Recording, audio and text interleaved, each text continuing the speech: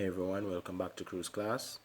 In today's lesson, we're going to do another limits topic, and this topic specifically is called limits to infinity. Now, what happens if we calculate the limits of an irrational function if x approaches infinity?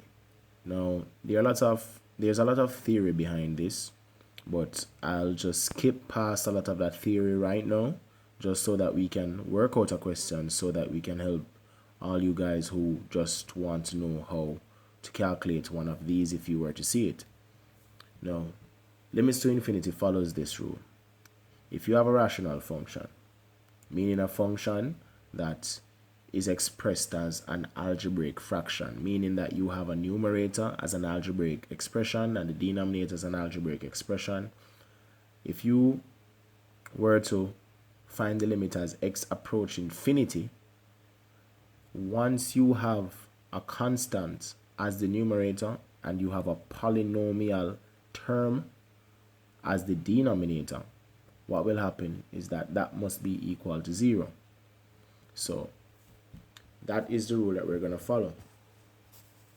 Now here we have a polynomial function at the top, a polynomial function at the bottom, and we want to find the limit of this function as x approaches infinity.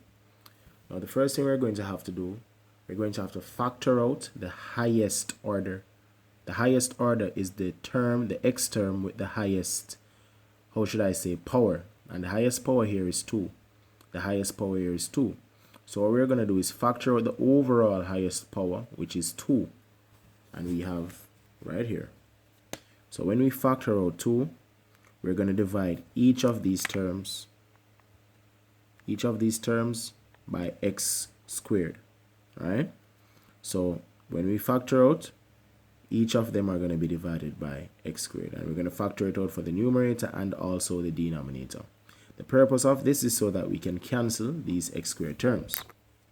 After this, we're going to now simplify each of these terms. For example, x squared divided by x squared would be 1. 3x divided by x squared will be 3 over x, because this 1x here will cancel one of these 2x's here, and then 2 over x squared will remain as the same, and we do that for the denominator as well, and then we'll end up with this, as you can see.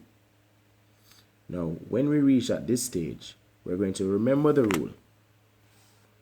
We have a constant over x raised to a power as x approach infinity.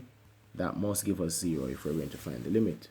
So automatically, this term is x over 3 over x to the 1.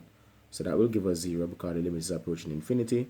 This is 2x raised to the 2, so that will give us 0.